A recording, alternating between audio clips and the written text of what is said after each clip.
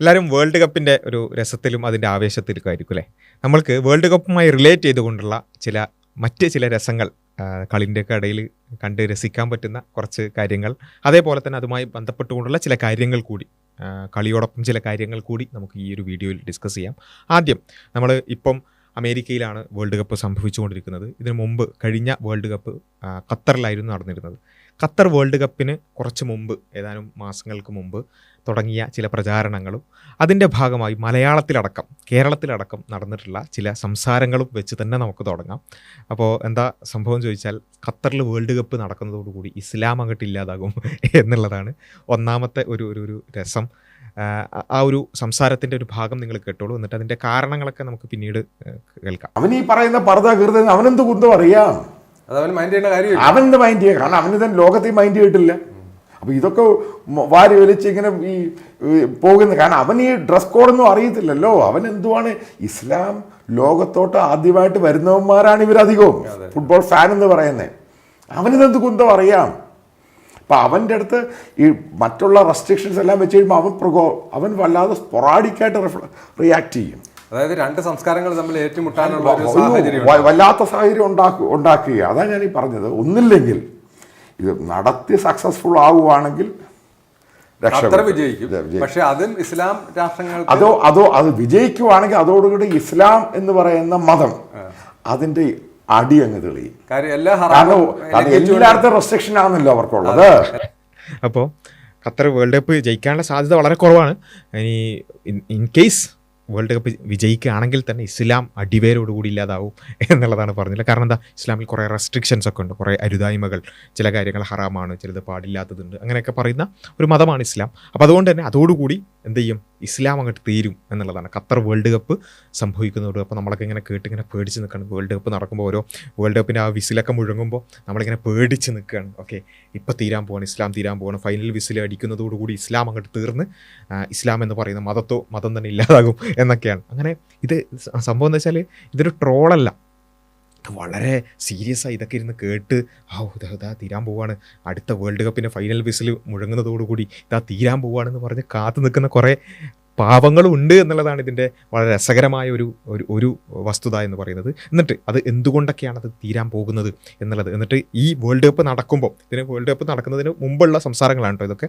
World cup നടക്കുമ്പോൾ എന്താണ് സംഭവിക്കാൻ പോകുന്നത്, പർദ്ദൊക്കെ ഇങ്ങോട്ട് വലിച്ചെറിഞ്ഞിട്ട് സ്ത്രീകളൊക്കെ പർദ്ദൊക്കെ ഇങ്ങോട്ട് വലിച്ചെറിയുന്നതാണ്. അത് പറയുമ്പോൾ അതിനുള്ള ആ ഒരു ആവേശം, നമ്മൾ അതിൻ്റെ ആ ഒരു ആവേശത്തിൻ്റെ കൂടെ നിന്നിട്ട് നിങ്ങളൊന്ന് കേട്ടൊക്കെ ആസ്വദിക്കണം കേട്ടോ. കാരണം അത്ര റെസ്ട്രിക്ഷൻ, മതമായിട്ടുള്ള റെസ്ട്രിക്ഷനാണ്. ഈ റെസ്ട്രിക്ഷൻ പൊളിഞ്ഞ നാശമാവും ഈ അറേബ്യൻ രാജ്യങ്ങളിൽ. അതാണ് ഏറ്റവും വലിയൊരു ചേഞ്ച് ഉണ്ടാകാൻ. ഈ പറയുന്ന ഈ പർദ്ദയൊക്കെ ധരിച്ച് നിക്കാബൊക്കെ ധരിച്ച് ഈ പെണ്ണുങ്ങൾ സ്റ്റേഡിയം കാണാൻ ആവേശം വലിയത്, അതിന് വസ്ത്രമൊക്കെ ദൂരെ കളയും തലേലും, മനസ്സിലായില്ല. കാരണം അങ്ങനെയാണ് ഞാൻ ഗോളൊക്കെ അടിക്കുമ്പോൾ പർദ്ദൊക്കെ ഇങ്ങോട്ട് ഇങ്ങനെ എറിയും, എന്തൊരു രസമായിരിക്കും അല്ലേ.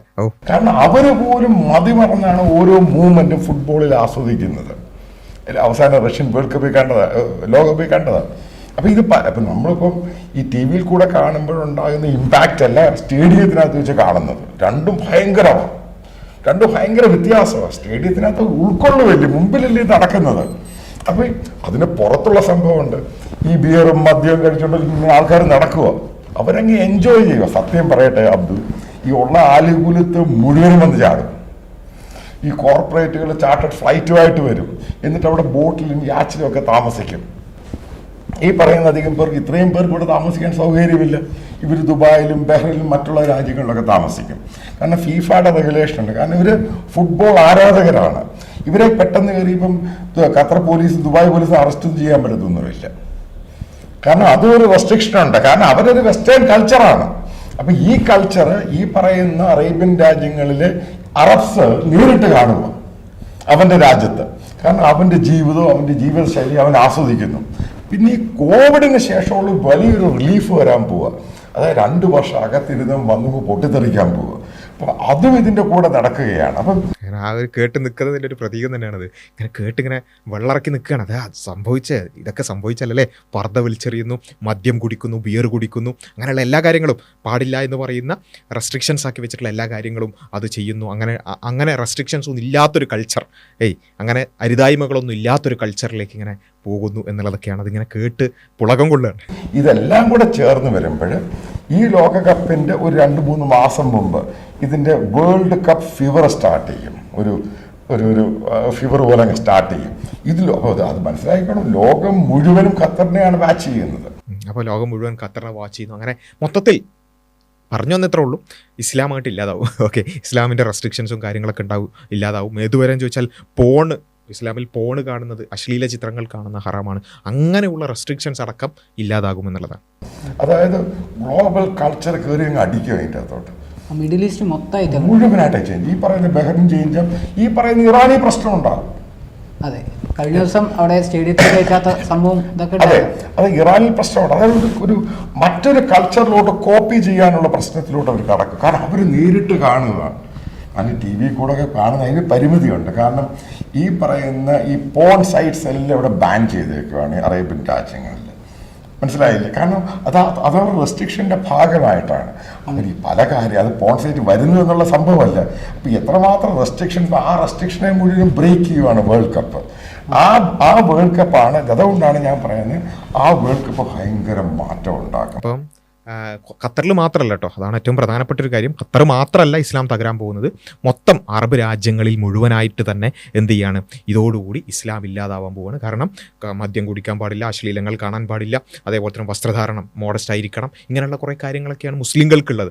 ആ മുസ്ലിങ്ങൾ എന്ത് ചെയ്യുന്നു, മറ്റുള്ളവരുടെ ഈ ആഘോഷവും ആസ്വാദനമൊക്കെ കണ്ടിട്ട് അവരിങ്ങനെ മുസ്ലിങ്ങളിങ്ങനെ നോക്കിയിട്ട് എന്ത് ചെയ്യും, ഇതാണല്ലേ യഥാർത്ഥ ലോകം, ഇതാണല്ലേ യഥാർത്ഥ ആസ്വാദനം എന്ന് മനസ്സിലാക്കിയിട്ട് അവരെന്ത് ചെയ്യും, മൊത്തത്തിൽ അങ്ങോട്ട് ചേഞ്ച് ആവും. അതോടുകൂടി വേൾഡ് കപ്പ് കഴിയുന്നതോടുകൂടി ഖത്തറിലും അതേപോലെ തന്നെ മൊത്തം മിഡിൽ ഈസ്റ്റിലും അറബ് രാജ്യങ്ങളിലൊക്കെ വലിയ മാറ്റങ്ങൾ ഉണ്ടാകുന്നു, വലിയ ചേഞ്ച് ഉണ്ടാകുന്നു. ഇസ്ലാം അതോടുകൂടി തീരുന്നു. ഇതാണ് സ്വപ്നം.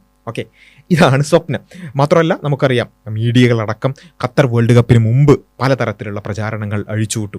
മദ്യമില്ലാതെ, അല്ലെ മദ്യം അവിടെ റെസ്ട്രിക്ഷൻ ഉണ്ട്, മദ്യമില്ലാതെ ലോകകപ്പ് വിജയിക്കില്ല, മുസ്ലിം രാജ്യത്ത് സ്വാതന്ത്ര്യം ഉണ്ടാവില്ല, അതേപോലെ തന്നെ സാംസ്കാരിക നിയന്ത്രണങ്ങൾ ആഘോഷ അന്തരീക്ഷം നശിപ്പിക്കും, ചെറിയ രാജ്യം ലോകകപ്പ് നടത്താൻ അയോഗ്യമാണ്, ആരാധകരുടെ സുരക്ഷ ഉറപ്പുവരുത്താൻ പറ്റില്ല എന്നൊക്കെ പറഞ്ഞു വലിയ പ്രചാരണങ്ങൾ, ഒരുപാട് ന്യൂസ് ആർട്ടിക്കിൾസ് വരുന്നു. അങ്ങനെ പലതരത്തിലുള്ള പ്രചാരണങ്ങൾ. ഞാൻ പറയുന്നത് ഖത്തർ ഒരു തരത്തിൽ ഒരു പ്രയാസവും ഇല്ലാത്ത, ഒരു പ്രശ്നവും ഇല്ലാത്ത ഒരു രാജ്യമാണെന്നല്ല ഞാൻ പറയുന്നത്. അവിടെ തെറ്റുകളുണ്ടെങ്കിൽ അത് ചൂണ്ടിക്കാണിക്കണം, തിരുത്തണം, യാതൊരു സംശയമില്ല. തൊഴിലാളികളോട് കാണിക്കുന്ന കാര്യങ്ങളിൽ എന്തെങ്കിലുമൊക്കെ വിവേചനങ്ങൾ ഉണ്ടെങ്കിൽ അത് തിരുത്തണം, യാതൊരു സംശയമൊന്നുമില്ല. പക്ഷേ ഇതിനെ രണ്ട് സംസ്കാരങ്ങളാണിത്. ഒന്ന് ആഘോഷത്തിൻ്റെയും ആസ്വാദനത്തിൻ്റെയും സംസ്കാരം, മറ്റേത് റെസ്ട്രിക്ഷൻ്റെ സംസ്കാരം എന്ന് പറഞ്ഞുകൊണ്ട് അതിനെ ആ രൂപത്തിലാക്കാൻ ശ്രമിച്ചു. അങ്ങനെയുള്ള പ്രചാരണങ്ങൾ നടന്നു. പക്ഷേ നമ്മളെല്ലാവരും ഖത്തർ വേൾഡ് കപ്പ് കണ്ടതാണ്. ഏറ്റവും സുന്ദരമായിക്കൊണ്ട് ആ വേൾഡ് കപ്പ് നടക്കുകയുണ്ടായി, അല്ലെ? ഏറ്റവും സുരക്ഷിതവും ക്രമബദ്ധവുമായിട്ടുള്ള ടൂർണമെൻ്റ് ആയിരുന്നു. ലോകകപ്പ് ചരിത്രത്തിലെ ഏറ്റവും മികച്ച സംഘാടനങ്ങളിൽ ഒന്നാണെന്ന് വിലയിരുത്തലുണ്ടായി. ഏറ്റവും പ്രധാനപ്പെട്ടൊരു കാര്യം, ഇവരെന്താണോ പ്രശ്നവൽക്കരിച്ചത് അതാണ് ഖത്തർ വേൾഡ് കപ്പിൻ്റെ ഏറ്റവും പ്രധാനപ്പെട്ടൊരു ട്രേഡ് മാർക്കായി മാറിയത്. അതെന്താ? മദ്യമില്ലാത്ത, പ്രയാസങ്ങളില്ലാത്ത, പ്രശ്നങ്ങളില്ലാത്ത വേൾഡ് കപ്പ്, കുടുംബങ്ങൾക്കും സ്ത്രീകൾക്കും സുരക്ഷിതമായ അന്തരീക്ഷമുണ്ടായി എന്നുള്ളത് തന്നെയാണ് ഈ ഖത്തർ വേൾഡ് കപ്പിന്, കഴിഞ്ഞ വേൾഡ് കപ്പിൻ്റെ ഏറ്റവും പ്രധാനപ്പെട്ട സവിശേഷത. പിന്നെന്താ പറഞ്ഞത്? മദ്യം ഇല്ലാതെ നടക്കൂല, മദ്യം എന്തായാലും അനുവദിക്കേണ്ടി വരും, അനുവദിച്ചില്ലെങ്കിൽ മൊത്തത്തിൽ പ്രശ്നമാകും എന്നൊക്കെ പറഞ്ഞ ആ ഒരു കാര്യം മാറി. സ്റ്റേഡിയത്തിൽ മദ്യമില്ലാത്ത, അത് കുടുംബങ്ങൾക്ക്, സ്ത്രീകൾക്ക് ഏറ്റവും സുരക്ഷിതമായ അന്തരീക്ഷം ഉണ്ടാക്കുന്ന ഒരവസ്ഥ ഉണ്ടായി എന്ന് മാത്രമല്ല, മദ്യപാനവുമായി ബന്ധപ്പെട്ടുകൊണ്ടുള്ള അക്രമങ്ങൾ, കലാപങ്ങൾ, ഇതൊക്കെ വേൾഡ് കപ്പുമായി ബന്ധപ്പെട്ടുകൊണ്ട് സംഭവിക്കുന്നതാണ്. അതൊന്നുമില്ലാത്ത ഒരു ലോകകപ്പ് നടന്നു. അതേപോലെ തന്നെ ഖത്തറിൻ്റെ സംസ്കാരവും അറബ് ലോകവും അത് ആളുകൾ ഇങ്ങോട്ട് വന്നിട്ട് പരിചയപ്പെടുന്ന ഒരവസ്ഥയാണ് ഉണ്ടായിട്ടുള്ളത്. ആരാധകരിൽ ഭൂരിഭാഗവും ഈ പറഞ്ഞ ഖത്തർ വേൾഡ് കപ്പിനെ പ്രശംസിച്ചുകൊണ്ടാണ് അവിടെ നിന്ന് തിരിച്ചു പോയത് നമുക്ക് മനസ്സിലാക്കി. അപ്പോൾ ഇവിടെ യഥാർത്ഥത്തിൽ എന്താ സംഭവിച്ചത്? ഒന്ന് ആലോചിച്ച് നോക്കുക. ഒരു ഭാഗത്ത് ഇവർ വിചാരിച്ചെന്താ, ഇങ്ങനെ ഈ കള്ളും കുടിച്ച് കൂത്താടി അങ്ങനെ നടക്കുന്നതാണ് ആസ്വാദനം. അത് കണ്ടിട്ട് ഈ റെസ്ട്രിക്ഷനുള്ള ആൾക്കാർ, ഈ മുസ്ലിങ്ങൾ എന്ത് ചെയ്യും, ഇത് കണ്ടിട്ട് മാറും, അല്ലെങ്കിൽ വേൾഡ് കപ്പ് തകരും എന്നായിരുന്നു പറഞ്ഞത്. പക്ഷെ സംഭവിച്ചത് എന്താ? സംഭവിച്ചത് നേരെ തിരിച്ചാണ്. ഈ പറഞ്ഞ കള്ളുകൂടിയും അതുപോലെ തന്നെ ഇങ്ങനെ കൂത്താടി നടക്കലും അല്ല യഥാർത്ഥ ആസ്വാദനം.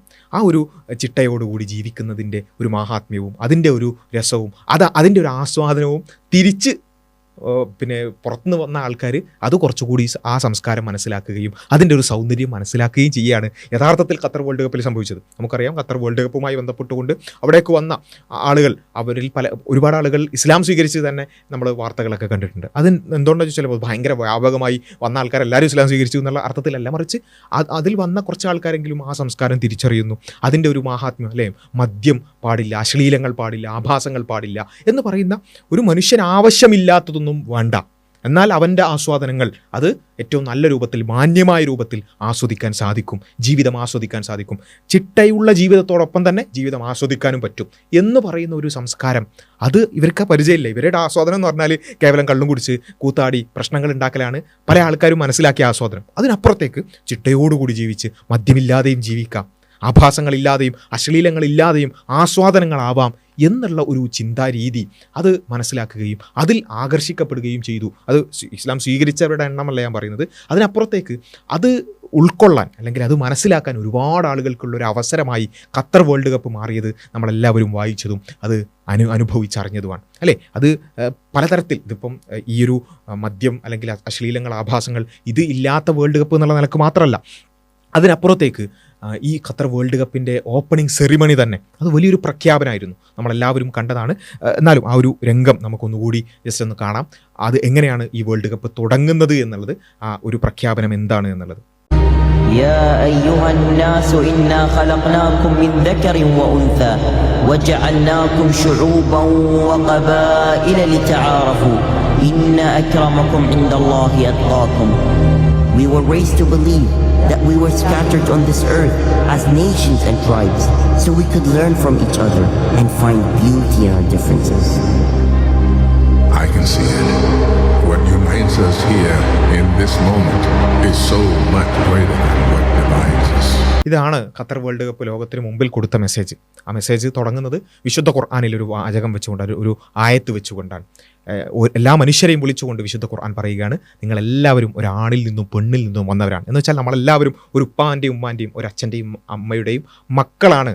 നിങ്ങൾ പിന്നീട് പലതരത്തിലുള്ള ഗോത്രങ്ങളായിട്ടും രാജ്യങ്ങളായിട്ടൊക്കെ വിഭജിച്ചു പോയത് നിങ്ങളെ തിരിച്ചറിയാൻ വേണ്ടി മാത്രമാണ് എന്ന് പറയുന്ന ആയത്ത് ലോക സാഹോദര്യത്തിൻ്റെ, മനുഷ്യ സാഹോദര്യത്തിൻ്റെ വിളംബരമാണ് യഥാർത്ഥത്തിൽ വിശുദ്ധ ഖുർആൻ്റെ ആ ആയത്ത്. ആ ആയത്ത് വെച്ചുകൊണ്ടാണ്, ആ ലോക സാഹോദര്യത്തിൻ്റെ, മനുഷ്യ സാഹോദര്യത്തിൻ്റെ വിളംബരമായിക്കൊണ്ടാണ് ആ വേൾഡ് കപ്പ് തുടങ്ങുന്നത്. എന്നിട്ട് പറഞ്ഞല്ലോ, ലോകം മുഴുവൻ ഒരു ടെൻറ്റ് പോലെ, അല്ലെങ്കിൽ ആ നിലക്ക് നമ്മളെല്ലാവരും ഒരു അമ്മയുടെയും അച്ഛൻ്റെയും മക്കളാണ് എന്ന ഒരു കാഴ്ചപ്പാട് അത് തിരിച്ചറിയാൻ ലോകത്തെ മുഴുവൻ, അല്ലെങ്കിൽ അത് അനുഭവിക്കാൻ ലോകത്തെ മുഴുവൻ ഞങ്ങൾ ക്ഷണിക്കുന്നു എന്ന് പറഞ്ഞുകൊണ്ടാണ് ഇത് തുടങ്ങുന്നത്. എന്ന് വെച്ചാൽ ഖത്തർ വേൾഡ് കപ്പിന് വേണമെങ്കിൽ, ഖത്തറിന് വേണമെങ്കിൽ എന്ത് ചെയ്യാം, മദ്യവും അല്ലെങ്കിൽ വലിയ പ്രശ്നം LGBTQ, അല്ലേ, അത്തരത്തിലുള്ള കാര്യങ്ങൾ, അങ്ങനെ എല്ലാ വാല്യൂസിലും മൊത്തത്തിൽ തന്നെ കോംപ്രമൈസ് ചെയ്തുകൊണ്ട് എല്ലാവരെയും പോലെ വേൾഡ് കപ്പ് നടത്താമായിരുന്നു. പക്ഷേ അവിടെ പരമാവധി ഇത്തരം ഈ ഒരു സംസ്കാരം, ഞങ്ങളുടെ സംസ്കാരം ഇതാണ്, ഞങ്ങൾക്ക് ചില അരുതായ്മകളുണ്ട്, ഞങ്ങൾക്ക് ചില റെസ്ട്രിക്ഷൻസ് ഉണ്ട്, ഞങ്ങൾക്ക് ചില അതിർവരമ്പുകളുണ്ട്, ആ അതിർവരമ്പുകളിൽ നിന്നുകൊണ്ട് തന്നെ ഞങ്ങൾ ജീവിക്കും എന്ന് മാത്രമല്ല, ആ സംസ്കാരം അതാണ് യഥാർത്ഥത്തിലുള്ള മനുഷ്യന് ആവശ്യമായൊരു സംസ്കാരം എന്ന് വിളിച്ചോതിക്കൊണ്ട് ആ ഒരു സംസ്കാരം ലോകത്തിന് മുമ്പിൽ പറഞ്ഞു കൊടുക്കുന്ന, അത് കാണിച്ചു കൊടുക്കുന്ന ഒരവസ്ഥയായിരുന്നു യഥാർത്ഥത്തിൽ ആ ഒരു വേൾഡ് കപ്പിൽ നമ്മൾ കണ്ടത്. ഇനി ഇതൊക്കെ വലിയ പ്രശ്നവൽക്കരിച്ച് ഇത് വലിയ പ്രയാസമാകും എന്നൊക്കെ പറഞ്ഞ് നടന്നിരുന്ന ആളുകൾ, അവർ ഇപ്പം അമേരിക്കയിൽ വേൾഡ് കപ്പ് നടക്കാൻ, അമേരിക്ക എന്ന് പറയുമ്പോൾ ലോകത്തിന് മുമ്പുള്ള പ്രതിച്ഛായ എന്ന് പറഞ്ഞാൽ സ്വാതന്ത്ര്യത്തിൻ്റെ നാട്, അല്ലെങ്കിൽ വൈവിധ്യങ്ങൾ, സമത്വം, അല്ലേ, അങ്ങനെയുള്ള ഒരു പ്രതിച്ഛായയാണ് യഥാർത്ഥത്തിൽ അമേരിക്കക്കുള്ളത്. നേരെ തിരിച്ച് ഖത്തർ വേൾഡ് കപ്പ് നടക്കുന്നതിന് മുമ്പ് അതിന് നേരെ ഓപ്പോസിറ്റ് പ്രതിച്ഛായ ആയിരുന്നുവെങ്കിൽ പിന്നീട് എന്താണ് സംഭവിച്ചത് എന്നുള്ളത് നമ്മൾ കണ്ടു. ഇപ്പോൾ വേൾഡ് കപ്പ് നടക്കുന്ന അമേരിക്കയെക്കുറിച്ച് ഇങ്ങനെയൊക്കെയാണ് ലോകം മനസ്സിലാക്കുന്നത്. പക്ഷേ ഇപ്പോൾ വേൾഡ് കപ്പ് നടന്നുകൊണ്ടിരിക്കുമ്പോൾ എന്തൊക്കെയാണ് നമ്മൾ കേൾക്കുന്നത്? വംശീയ അധിക്ഷേപങ്ങൾ, ആരാധക സംഘങ്ങൾ തമ്മിലുള്ള സംഘർഷങ്ങൾ, അതേപോലെ തന്നെ ദേശീയത അടിസ്ഥാനത്തിലുള്ള തർക്കങ്ങൾ, വിസ നിഷേധങ്ങൾ, അല്ലേ, സുരക്ഷാ ആശങ്കകൾ, വിഭജനത്തെക്കുറിച്ചുള്ള ചർച്ചകൾ, ഇതൊക്കെയാണ് നമ്മൾ കേട്ടുകൊണ്ടിരിക്കുന്നത്. നമ്മളെല്ലാവരും കണ്ടൊരു കാര്യമാണ്, അല്ലേ, സൊമാലിയൻ റഫറി ഒമർ അട്ടാന് വിസ നിഷേധിക്കപ്പെടുന്ന ഒരു അവസ്ഥ ഉണ്ടാകുന്നു. അതേപോലെ തന്നെ ഇറാൻ പിന്നെ ആരാധകർക്കും അതേപോലെ തന്നെ ഇറാൻ ടീമിനും പലതരത്തിലുള്ള റെസ്ട്രിക്ഷൻസും പ്രശ്നങ്ങളും ഉണ്ടാകുന്നു. പിന്നെ അതേപോലെ തന്നെ ഇറാഖിൻ്റെ സ്ട്രൈക്കറായിട്ടുള്ള ഐമൻ ഹുസൈൻ ഒരുപാട് നേരം ഡീറ്റെയിൻ ചെയ്യപ്പെടുന്നു. അതേപോലെ തന്നെ ഇങ്ങനെയുള്ള ഒരുപാട് പ്രശ്നങ്ങൾ. ഫിഫക്ക് ക്യാമ്പയിൻ സ്റ്റാർട്ട് ചെയ്യേണ്ടി വരികയാണ്. അതായത് ഈ പറഞ്ഞ ഹെയ്റ്റിനും വംശീയതക്കെതിരായി, വംശീയ അധിക്ഷേപങ്ങൾക്കെതിരായിട്ട്, സോഷ്യൽ മീഡിയയിലൂടെയൊക്കെ പ്രചരിപ്പിക്കപ്പെടുന്ന ഹെയ്റ്റിനും വിദ്വേഷങ്ങൾക്കും വെറുപ്പിനും എതിരായിട്ട് ഫിഫക്ക് ക്യാമ്പയിൻ സ്റ്റാർട്ട് ചെയ്യേണ്ടി വരികയാണ്. ഹ്യൂമൻ റൈറ്റ് വാച്ചിന് ഇടപെടേണ്ടി വരികയാണ്, അവരുടെ ആർട്ടിക്കിൾസ് പബ്ലിഷ് ചെയ്യപ്പെടുകയാണ്. ഇങ്ങനെയൊക്കെ ഞാൻ പറയുന്നത് അമേരിക്കയിൽ നടക്കുന്ന വേൾഡ് കപ്പ് കംപ്ലീറ്റ്ലി ഒരു നിലക്കും പോസിറ്റീവ് ഇല്ലാത്തൊരു കാര്യമാണെന്നുള്ള അർത്ഥത്തിലല്ല, മറിച്ച് ഒരു ഭാഗത്ത് നമ്മൾ കാണുന്നത് ഒരു സംസ്കാരം. ആ സംസ്കാരത്തെക്കുറിച്ച് ആദ്യം പറഞ്ഞത് അവർക്ക് പറ്റില്ല, അതോടുകൂടി തകരുമെന്ന് പറഞ്ഞു. പക്ഷേ ലോകം അവരുടെ ആ സംസ്കാരത്തെ മനസ്സിലാക്കുകയും ആഭാസങ്ങളും അശ്ലീലങ്ങളും എല്ലാം ഒഴിവാക്കിക്കൊണ്ട് തന്നെ ആസ്വാദനം പോസിബിൾ ആകും എന്നതിനോടൊപ്പം തന്നെ ലോകത്തെ മുഴുവൻ, നിങ്ങൾ ഏത് വംശത്തിൽപ്പെട്ടവരാകട്ടെ, ഏത് നിറത്തിൽപ്പെട്ടവരാകട്ടെ, ഏത് രാജ്യക്കാരനാവട്ടെ, നമ്മളെല്ലാവരും ഒരു അമ്മയുടെയും അച്ഛൻ്റെയും മക്കളാണ്. നമ്മളെല്ലാവരും ഒരേപോലെയുള്ള മനുഷ്യരാണ്. നമ്മളുടെ എല്ലാവരുടെയും ദൈവം ഒന്നാണ് എന്നുള്ളത് കൂടി ആ ആശയത്തിൻ്റെ ഭാഗമാണ്. അപ്പോൾ അങ്ങനെയുള്ള ഒരു ആശയം, എല്ലാവരുടെയും ദൈവം ഒന്നാണ്, എല്ലാവരുടെയും ഉപ്പയും ഉമ്മയും ഒന്നാണ് എന്ന് പറയുന്ന ആശയം അത്രമേൽ മനുഷ്യനെ ഉൾക്കൊള്ളാൻ പറ്റുന്നൊരു ആദർശമായിരിക്കും. ആ സംസ്കാരത്തെ ലോകം കഴിഞ്ഞ വേൾഡ് കപ്പിൽ അറിയുമ്പോൾ ഇപ്പുറത്ത് നമുക്ക് കാണാൻ പറ്റുന്നത് എന്താ? അവിടെ നമ്മൾ കാണുന്നത് വംശീയത, വിദ്വേഷം, അല്ലേ? ഒരുപാട് രാജ്യങ്ങളിലുള്ള ആളുകൾക്ക് വിസ റെസ്ട്രിക്ഷൻസ്, അതേപോലെ തന്നെ ചില മതക്കാർക്ക് അവർക്ക് റെസ്ട്രിക്ഷൻസ്, അവരെ കൂടുതലായി ചോദ്യം ചെയ്യപ്പെടുന്നു. ഈവൻ കളിക്കാരെയും റഫറിമാരെയും വരെ അങ്ങനെ അത്രത്തോളം മറ്റുള്ളവരെ അപരവൽക്കരിക്കുകയും അവരെ മോശക്കാരായി കാണുകയും അങ്ങനെ ചെയ്യുന്ന ഒരു സംസ്കാരമാണ് മറുഭാഗത്ത് നമ്മൾ കാണുന്നത്. ആ സംസ്കാരത്തെ അടച്ചാക്ഷേപിക്കുകയല്ല, പക്ഷേ ആ ഒരു വ്യത്യാസം നമ്മൾ ശരിക്കും ഫീൽ ചെയ്യാൻ, അല്ലേ? ഒരു ഭാഗത്ത് എല്ലാവരെയും ഉൾക്കൊള്ളാൻ സാധിക്കുന്ന, എന്നാൽ അതേ സമയത്ത് ആശയങ്ങളിൽ യാതൊരു കോംപ്രമൈസും ചെയ്യുന്നില്ല. എല്ലാവരും ഉൾക്കൊള്ളുക എന്ന് പറഞ്ഞാൽ എല്ലാ തിന്മകൾക്കും പച്ചക്കൊടി കാണിക്കുക എന്നല്ല. എല്ലാവരും മനുഷ്യരാണ്. ആ മനുഷ്യരെന്ന നിലക്ക് എല്ലാവരും റെസ്പെക്റ്റ് അർഹിക്കുന്നവരാണ്. എന്നാൽ ഞങ്ങൾക്ക് ഞങ്ങളുടേതായ മൂല്യങ്ങളുണ്ട്, ഞങ്ങൾക്ക് ഞങ്ങളുടേതായ ആശയങ്ങളുണ്ട്. എന്നാൽ ഇപ്പുറത്തെ ഭാഗത്തോ ഭയങ്കര സ്വാതന്ത്ര്യം എന്നാണ് പറയുക. പക്ഷേ അതിൻ്റെ യാഥാർത്ഥ്യം എന്താ? ഇവർ പറയുന്ന ശരികൾക്കപ്പുറത്തേക്ക് അവിടെ പ്രൊട്ടസ്റ്റ് ചെയ്യാൻ പറ്റില്ല, അല്ലേ? ഇവർ പറയുന്ന ശരികൾക്ക് എതിരായിട്ട് ഒരു സ്വാതന്ത്ര്യവും ഇല്ല. ഇവർ പറയുന്ന ഇവരുടെ വംശീയമായ ചിന്തകൾക്കപ്പുറത്തേക്ക് ഒരു തരത്തിലുള്ള വിശാലതയും ഇല്ല എന്നുള്ളത് നമ്മൾ തിരിച്ചറിഞ്ഞുകൊണ്ടിരിക്കുകയാണ്. അപ്പം വേൾഡ് കപ്പുമായി റിലേറ്റ് ചെയ്തുകൊണ്ട് തന്നെ സംഭവിച്ചുകൊണ്ടിരിക്കുന്ന ഇത്തരം ചില കാര്യങ്ങൾ കൂടി ഇതിൻ്റെ കൂടെ നമ്മൾ മനസ്സിലാക്കേണ്ടതാണ്. അത് കൂടുതൽ ഇത്തരം സംസ്കാരങ്ങളെക്കുറിച്ച് അറിയാനും പഠിക്കാനും മനസ്സിലാക്കാനുമുള്ള ഒരു സാഹചര്യമായി കൂടി നമ്മൾ മാറ്റേണ്ടതുണ്ട് എന്നുള്ളത് കൂടിയാണ് സൂചിപ്പിക്കാനുള്ളത്. കൂടുതൽ കാര്യങ്ങൾ നമുക്ക് വരുന്ന വീഡിയോകളിൽ ഡിസ്കസ് ചെയ്യാം. നമ്മുടെ ചാനൽ സബ്സ്ക്രൈബ് ചെയ്യുക, കൂടുതൽ ആളുകളിലേക്ക് എത്തിക്കുക. അസ്സലാമു അലൈക്കും.